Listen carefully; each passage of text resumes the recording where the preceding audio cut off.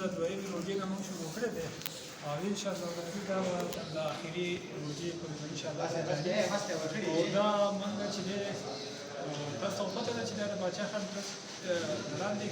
خدای خدمتګار ارګنایزیشن په توګه موږ کوو او فلحال موږ سره د عدد چند ملګرو داسې تعاون باندې هغه موږ د خپل کار چلو نو زموږ چې کوم ملګرو په دې کې موږ سره تعاون کړی دی د هغو یو جهان مننه او شکریه ادا کوم چې په دې وخت کې لکه مطلب دی چې دلته د خپلو وروڼو سره د خپلو بیمارانو سره چې دی هغه خپل هغې مړۍ د خولې شریکه کړه نو موږ چې دی د هغوی انتهایي شکرګزار یو او بل د دې ملګرو چې دا کم دلته زموږ سره دا ډسټریبیوشن کوي لکه دا خوږیدان او ویزا صرف د الله د رضا دپاره څه کار کوي نو دوی خپله جماعت د دې په دې رزق هم نه درکوي دوی په خپل رزق باندې اکثر جماعت کړي په عمومي کړي لمونځ یې نه دی کړی په ټایم باندې د جماعت د زیاتیانو د دې هسپتال د مریضانو خدمت یې کړی دی او ډېر بیا یې کور ته تللي دي او هلته یې بیا د جګړې ماته کړي ده او خپل هغې چې دی دا خدمات یې کړي دي نو زه د دې خپلو ملګرو چې کوم ملګرو دلته کې په دې کې د خپل ټیم ورکړی دی وخت یې ورکړی دی د هغوی هم شکرګزار یم ځکه چې دا ډېر یو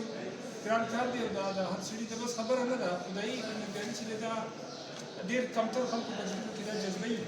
او زه وایم چې ځکه شاید دا جذبه چې دا د په موږ کې الله تعالی چې دی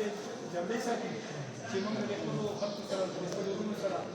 د خپلې خولې دا نړۍ چې دی دا شریکه کړو او زه دا خبره کوم اکثر په دې کې زیاتره زموږ ملګرو دا هغه کړی چې کوم تعاون کړی دی موږ سره هغه اکثر ډېر لکه متوسط طبقې والا ملګرو هغه اکثر تعاون کړی دی نو زه وایم چې لکه مال ته ضرورت نشته الله پاک چاته زړه ورکړي که نه نو هغه زړه چې دی هغه پکار دی مال په دولت باندې یوازې نه چې تاسو د مال دولت یو څوک دا کار وکړي صحیح په لاس خو هم کولی شي چې ته د خپلې خولې وړۍ د چا سلیمه کړي د هغې نه ځم چې هغې اجر به ډېر زیات شي وایي د هغې پیسو د هغې نه نو زما خو دغه لږې وړۍ خبرې مې کړي ډېرې او تاسو سره مې شریکې کړې زه ستاسو او د دې خپلو ملګرو او کم ملګرو چې بهر نه موږ سره څلور ډېر امداد کړی دی یا دلته کوم ملګرو امداد کړی دی یا یې تعاون کړی دی یا یې مطلب د ټیم ورکړی دی زه د هغې ټولو ملګرو او د هغو شکریه ادا کوم ډېره مننه الله ښه د آباد سره